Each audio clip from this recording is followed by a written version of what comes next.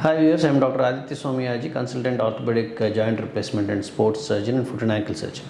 ఈరోజు మనము నీలో ఇచ్చే ఇంజెక్షన్ స్టెమ్ సెల్ ఇంజెక్షన్స్ గురించి మాట్లాడుకుందాం. ఈ మధ్య మనకి చాలా సెంటర్స్లో చాలా వాటిలో మోకాలలో ఇంజెక్షన్ అరుగుదలకి ఇంజెక్షన్ పనిచేస్తుందా పనిచేయదా అనేది పెద్ద క్వశ్చన్గా మారింది. ఈ మోకాల ఇంజెక్షన్స్ అనేవి స్టెమ్ సెల్స్ అంటే ఏంటంటే ఏదైతే మోకాల గుజ్జు అరిగిందో ఆ గుజ్జు కణాలని మళ్ళీ రీగ్రోత్ అయ్యేలా మళ్ళీ వాటిని పుట్టించేలా ఇంజెక్షన్లు ఇవ్వడం అనేది స్టెమ్ సెల్స్. వాటిలో రకరకాలుగా ట్రీట్మెంట్లు ఉన్నాయి. ఇప్పుడు మనకి ప్లేట్లెట్ రిచ్ ప్లాస్మా థెరపీ అంటారు, గ్రోత్ ఫ్యాక్టర్ కాన్సన్ట్రేట్ జిఎఫ్సి అంటారు, అట్లాగే బోన్ మేరో యాస్పిరేట్ కాన్సన్ట్రేట్ అంటారు. ఇట్లా రకరకాల ట్రీట్మెంట్లు మనకు అందుబాటులో ఉన్నాయి.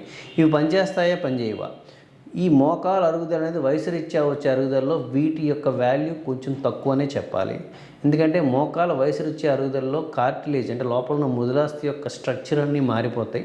సో వయసు రీత్యా ఎక్కువ అరుగుదల వస్తే ఈ మోకాల అరుగుదల అనేది ఒక గ్రేడ్ దాటితే వీటి యొక్క వాల్యూ వీటి యొక్క విలువ తక్కువనే చెప్పాలి. ఎక్కువ గ్రేడ్స్లో అసలు పనిచేయవు. మోకాల రిప్లేస్మెంట్ ఐడియల్ ఆపరేషను. ఎందుకంటే ఈ మోకాల గుజ్జు పెరుగుదల చేసే ఇంజెక్షన్స్ అనేవి ఎర్లీ స్టేజెస్లో ఇస్తే ఎక్కువగా పనిచేస్తాయి, బాగా పనిచేస్తాయి అనేది మనకు ఒక సైంటిఫిక్ ఎవిడెన్స్ ద్వారా తెలుస్తుంది. డిలేడ్ స్టేజెస్లో ఇవ్వడం వల్ల మనకి పెద్ద యూజ్ లేదు. వీటితో పాటు ఆర్ఎఫ్ఏ అనే ఒక ట్రీట్మెంట్ ఇవ్వడం వల్ల మోకాల నొప్పి నుంచి టెంపరీ ఉపశమనం వస్తుంది.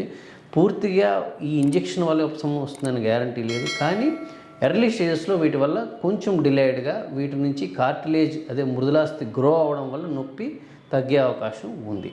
ఈ వీడియో కనుక మీకు నచ్చినట్లయితే లైక్ చేసి షేర్ చేసి కామెంట్ చేయండి. మా ఛానల్ని సబ్స్క్రైబ్ చేయడం మాత్రం మర్చిపోకండి. Thanks for watching.